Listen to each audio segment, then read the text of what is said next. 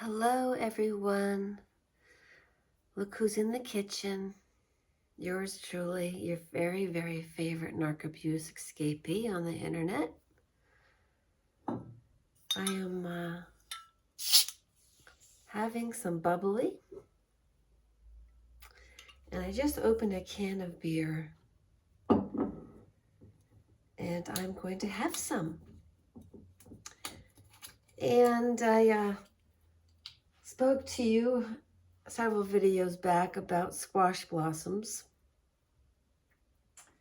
and how there are dishes with squash blossoms in them. In Italy, for instance, they have a white anchovy and squash blossom pizza. It's really good. Grab yourself a cup of cuppa. Cheers.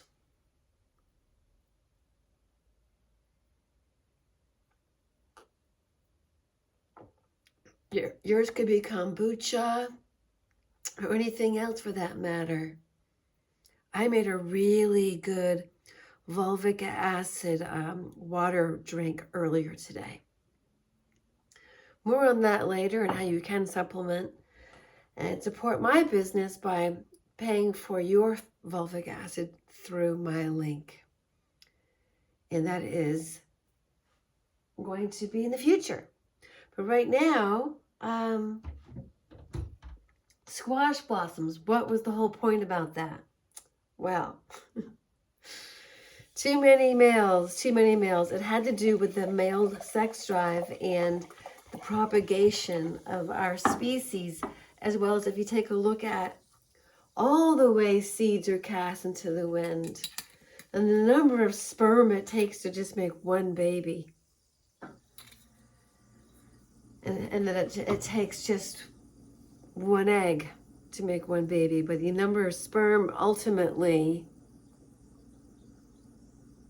it's just that she produced that one egg that one time. And he has all those sperm in just one explosion. That's what I'm talking about. So with squash blossoms, which is in the natural world, but in your garden, you have to actually cut the male blossoms. And the way you tell that what they are is that they have thin hips. It's not sexist, it's just the way it is in botany. And then the female fruit flower will have a hip, and you'll see it. Okay? There's no such thing as a politically correct vegetable. Oh boy. Are we going to be over that, I hope, in the future? Or are we still going to be into that ridiculousness? I mean, come on, man. Let's get with it. Let's just let you guys do your thing and be who you are, but I don't have to agree with you. I don't even like to see heterosexual sex on simulated on movie screens. I've never liked it. Can you just give us the idea that you guys got it on and you wake up in each other's arms naked with your hair tousled everywhere, and then we can make the inference? Have you noticed that? Like, they have to give us all these graphic details about the sex scene. You know, my brother Ken and I, we're 5 years apart in school, in age, and in school. And meaning he was a freshman at the university, at Southern Illinois University, while I was a freshman in our hometown high school. But he used to say, when we got older, and we were both older, he goes, oh yeah, I had movie star sex.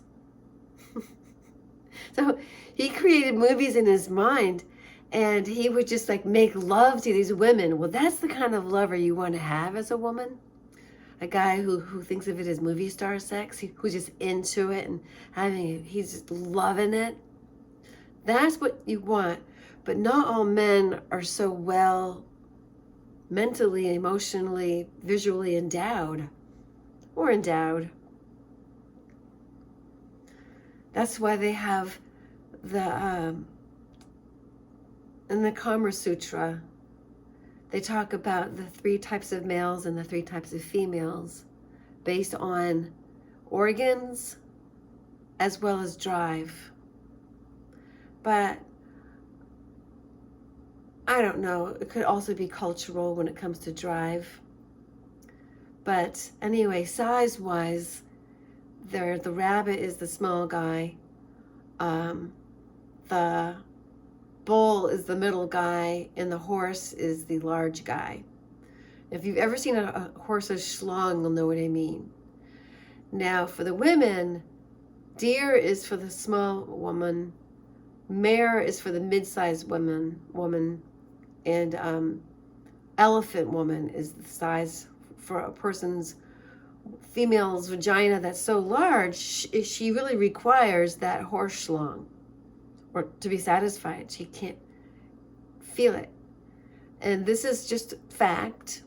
If you ask a gynecological physician, because I'm not a medically trained to tell you, other than I'm a woman and I've spoken to other women and I grew up speaking to women and I know women have told me things. That's the only way I know. Not from actually like first-hand experience.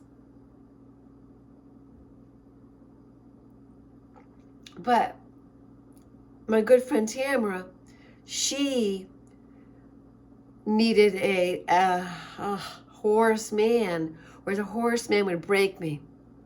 I can only do so much girth. And length is not bad, you know. I like length. I think length is actually for me more important than girth. But yeah, there are some men that are really small. Like I know it for a fact because I had firsthand experience.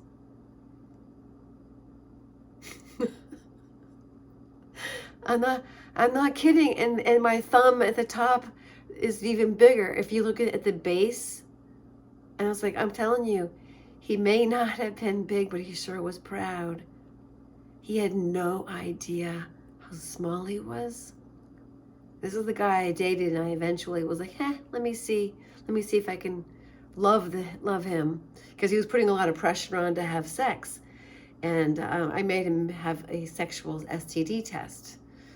And okay, so I'm like, all right, the least I can do is like, you know, why make a guy take a test unless you're going to actually fornicate? And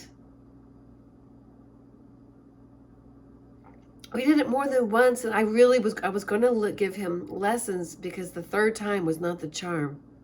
He still wasn't getting my cues. And I was like, okay, I'm going to work with this size. But what he would do is he would climax, and then he would like be done. So that's where the question is with male eros. Is rabbit the one, you know, that's the smallest size? Do they also go with the smallest drive, the smallest libido, the smallest ability to be able to have movie star sex? And I think maybe yes. Yeah. But yeah, when I watch cinema, I would prefer not to see any of that. I'm not really into it. To each his own. Yeah. You know, when I was in junior high, which is 7th and 8th grade, there were girls that would read these love magazines. They read these love novels. I forget what, romance novels. That's the genre, romance novels. And what they did was they watched the same pages over and over again in their mind. They marked them where it was getting hot and heavy. And then they replayed it in their minds. And I was like, whoa. And these were the girls actually that got active earlier than the rest of us. Now, I'm not saying the romance novels did it. I'm not. But they're the ones that I noted because I grew up in a small town with a small school. And I got to observe the kids grow up from kindergarten through like 12th grade, graduating. So I saw everybody develop. I saw everybody develop. They saw me develop. I saw everybody develop. Everybody. Literally. Everybody. You know? So because I have that unique position, I mean, I was known as the fastest runner, both male and female, until the 5th grade. When Scott Clegg, I think he's now the author, David Scott, he lives in China, but Scott Clegg, he and I tied, but we didn't, our times, but we didn't race against each other. And Luke Kukulis, Coach Kukulis, who everybody knows in my hometown, he was going to have us run, but the school year ended or something. And then over the summertime, these boys just like became men-ish. They got the tea going, boof. But I wasn't, I wasn't into men, but I could see that suddenly they're faster. And so there were 3 guys faster than me. Scott passed my time. David Lapierre passed my time. And then this new kid on the block, Greg, he passed my time. And before that, I was the fastest.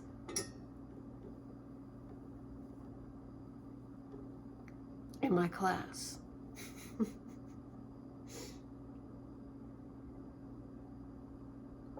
And I got voted when I graduated high school most athletic, most creative, and most life-loving. So I've always had a very positive attitude, even amongst the muck. Yeah, even amongst the muck. Which brings me to, yes, my father has passed. My brother has been such a dutiful son.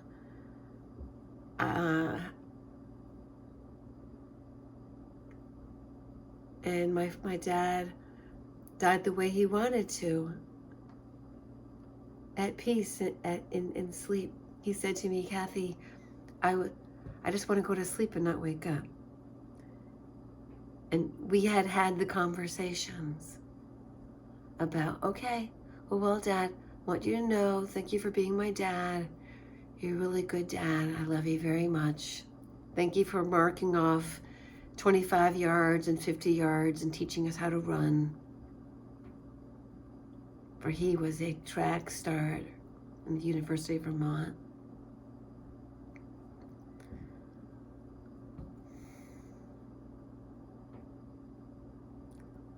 Yeah, he actually did the pole vault high jump, where you run with this thing and you place it, whatever that thing is, the pole vault high jump.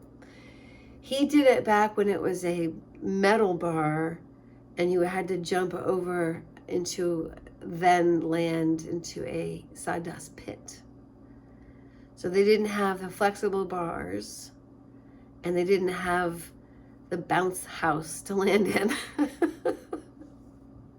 And my father was also the champion of the high hurdles for running. So, very handsome man. Here's to my dad. One of my fond memories was when I went to visit them, and it was in August of 2022. And that's when I got the rude awakening the next morning, because I had arrived in August for the evening to stay with my parents at their home in Tucson, Arizona. after I had been with my brother and not gone up there. So I was very testy. My sister and I were doing intervention because Jane had been getting meaner and meaner. And Ken kept saying, you guys need to see what's happening. Come to Tucson. So my sister and I went to Tucson in August of 2022 to celebrate the conjoined birthdays at some mid-date of my parents' birthdays. And this was in 2022. So my father would have turned 92 and my mom 87.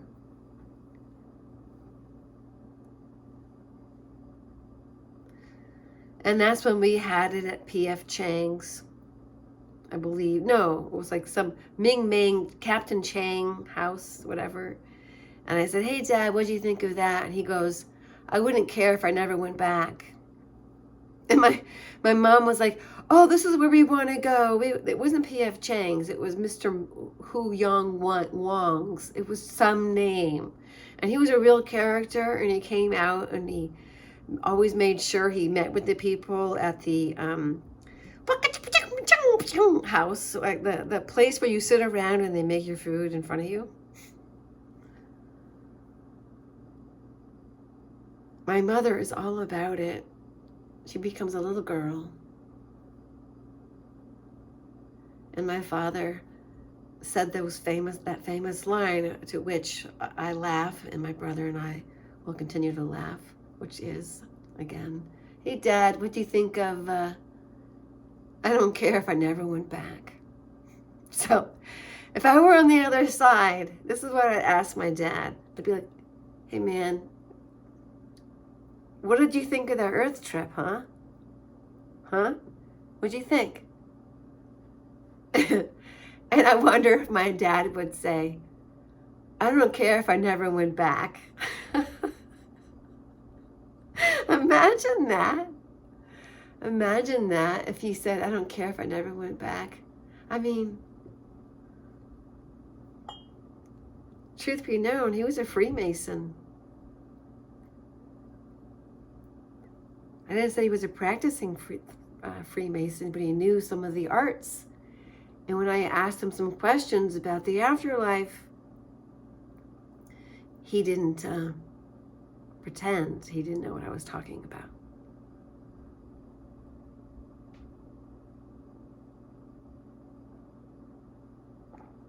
More arcane later when I feel like talking about it.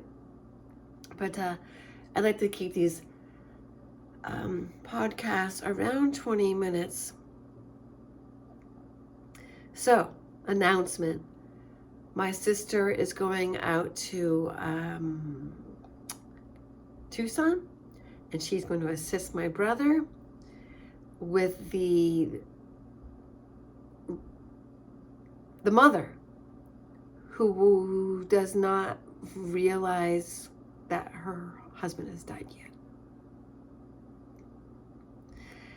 And she had fallen because she refused all on-site help. That woman in control to the day she fell over.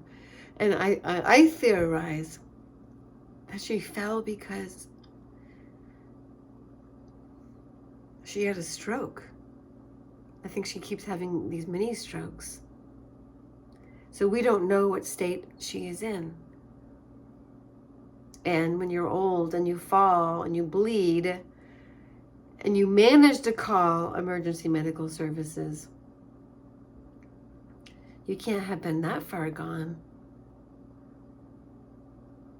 But because she's known as a puller of plugs, like she was known as the puller, they had to sedate her when she needed to have those tubes in you to I wasn't there, but this is what I was told, and I listened very attentively, and it made perfect sense to me.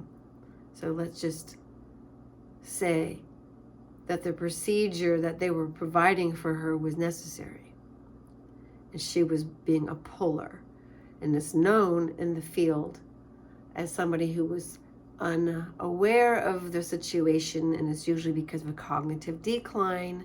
Given her age, they have to sedate them because that is way easier than never ever able to get them to understand what's going on, especially if they are combative. So she has what's known as combative dementia.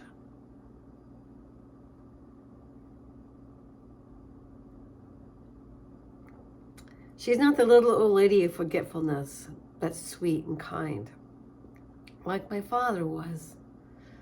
God bless him. So right now I say, here's to my dad. Love you, Dad. I don't know if you ever were a Casanova like my brother. But I hear you were hung. And I know this for a fact. He wasn't circumcised. Because they didn't do that back then. And what I find out is that it has nothing to do with anything other than some sort of agenda on the baby boomer generation to like immediately stab a man in his most precious point, his penis. We're going to consider that and more later in the next podcast. To circumcise or not to circumcise, that is the question.